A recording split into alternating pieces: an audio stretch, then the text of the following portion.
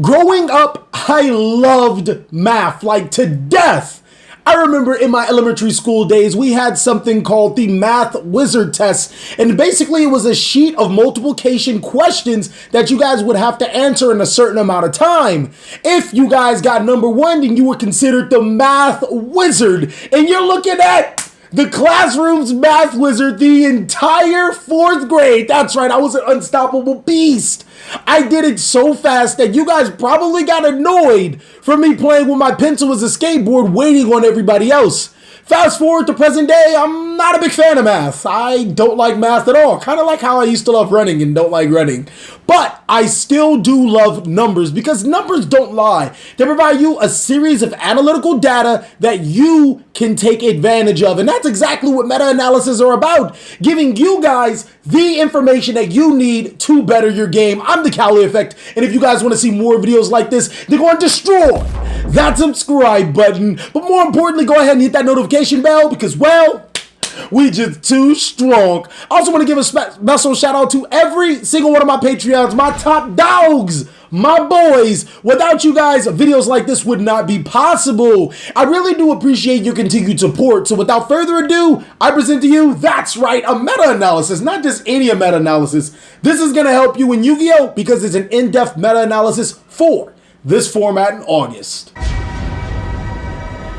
Okay, so what meta-analysis will we ever have without a pie chart? Look at that pie chart, boy! It's fresh, boy! Don't you think I'm so sexy? I dress so fresh and clean, so fresh and so clean. That chart is amazing, and I hope you guys do enjoy this analysis. I'm going to talk about the decks that are the most powerful decks in the Tier 1 category. Then we're going to talk about the decks that went to the Tier 2 category. I'm going to glaze over every single one of them, give you guys a little brief synopsis of how they play, link you to deck profiles if I have them, and even more importantly, tell you what you can do to counter them and how you can counter this meta. This meta is very back row dependent. I know, I never would have thought. Goki being a top deck, Trickstar being a top deck, those decks don't necessarily need back row, but they kind of do, just a little bit. Not Goki, but the other two, yes.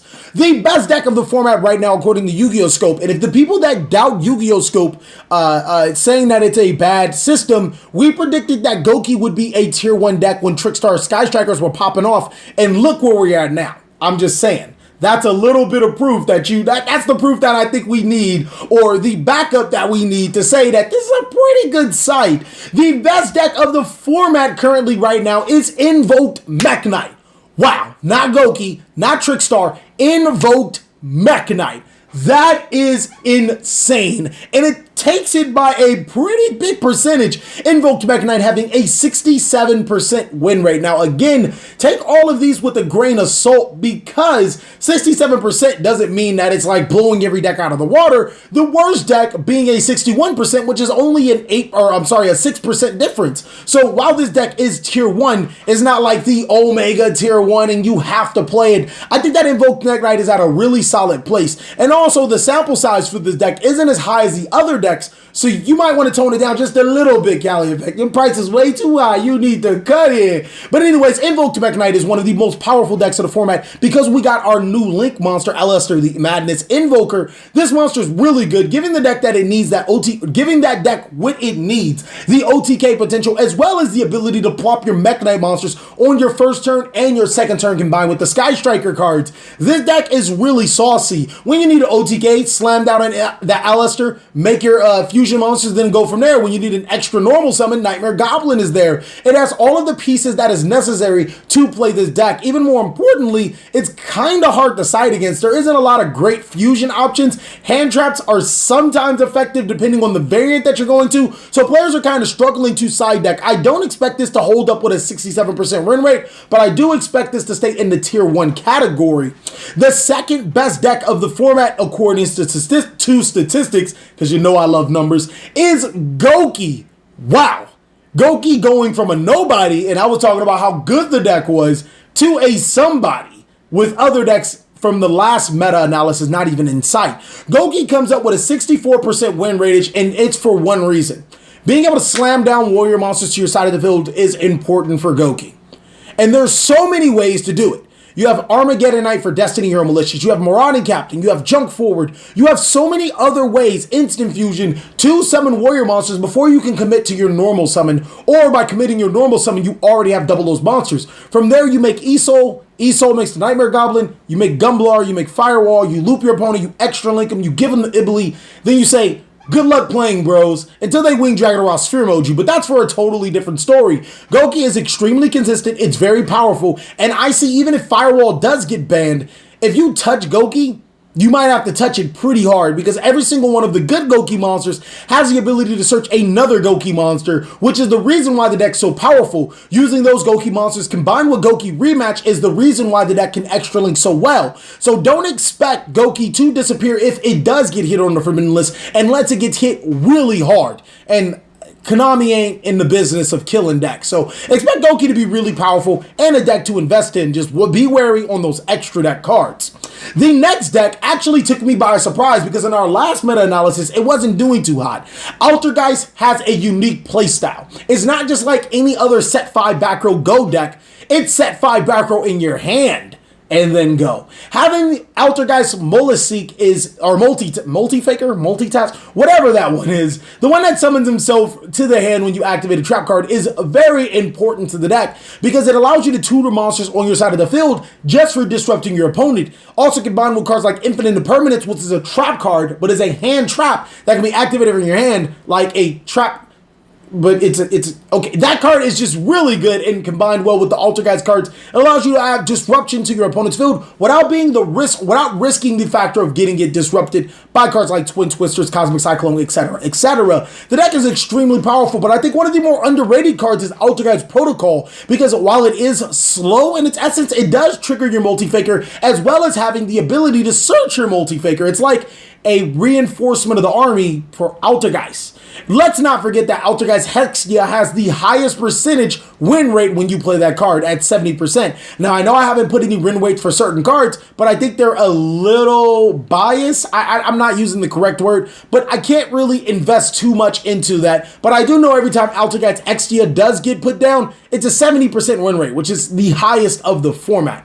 The next deck we're going to be talking about is Sky Striker, and I assume that this Sky Striker is Sky Striker Trickstars because it has a whopping play of 3,560. Compare that to Altergeist's 2,797 and Goki's 1,858. That is a pretty huge number. It does have a 62% win rate, which is kind of low, but we have to keep in mind that Altergeist and Sky Striker and Trickstar Sky Striker aren't the only two Sky Striker variants being played. Pretty sure there's some very bad Sky Striker decks just running around, ruin everybody's fun. But Sky Striker ultimately is a very powerful deck. Being able to use Sky Striker Mobilize Engage to its fullest extent, getting that draw is really important, but even more importantly, Afterburner and Widow Anchor are some very powerful cards. You combine that with your Trickstar strategy or even with other strategies, that could be a really deadly potent combination to win over your opponents in most games.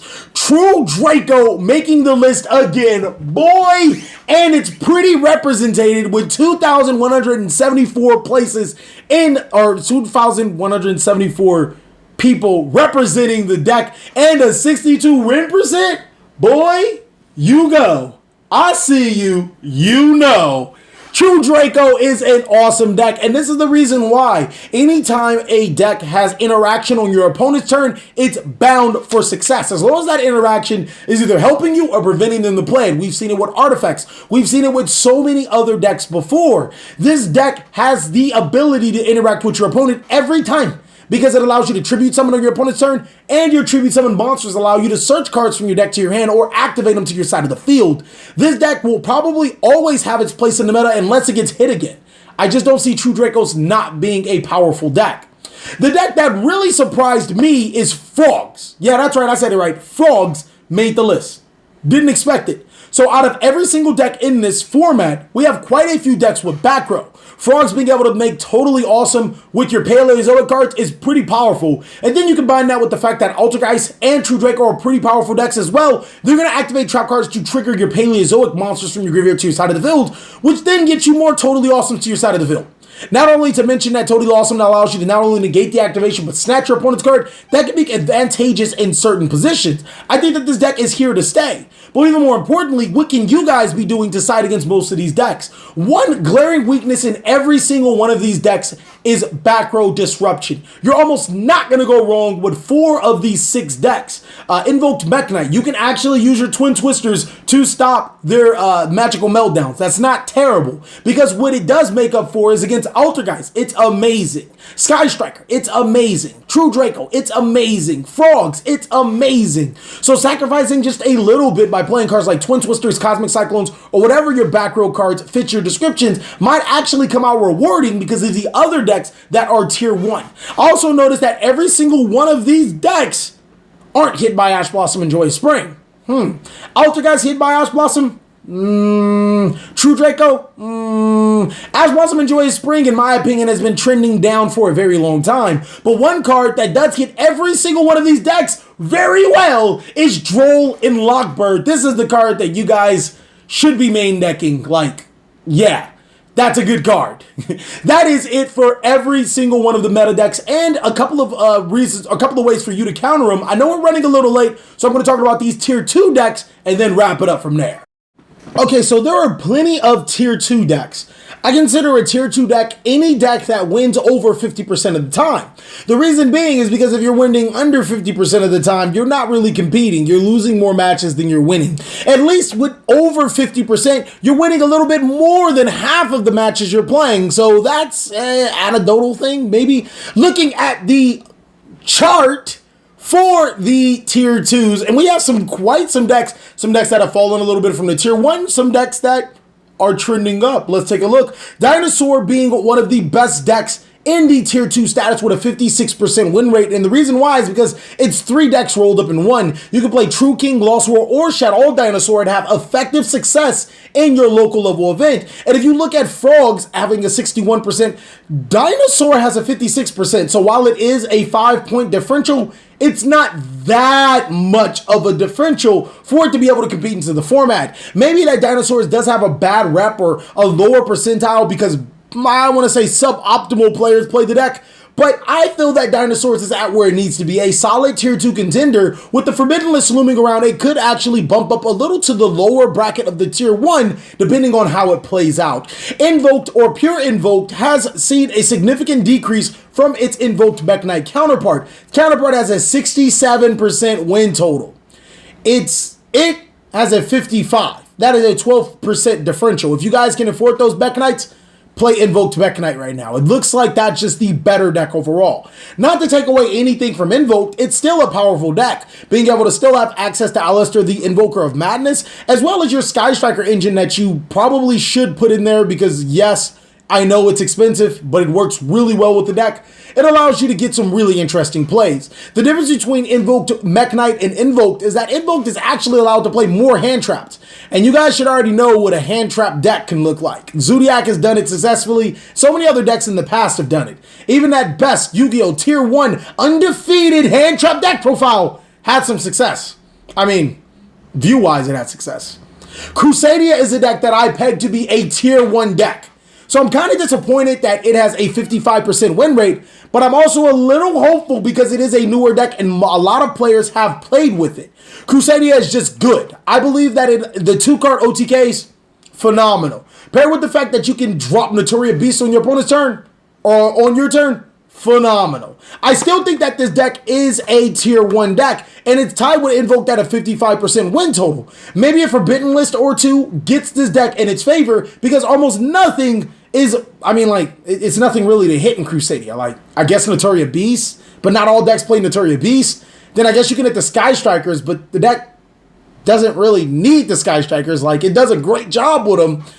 But I don't know. I just really see this deck popping off. Just the ability to make Notoria Beast or OTK your opponent through the Palladian, which is a very powerful card. If you don't have a copy, pick one up, even if you don't play Crusadia.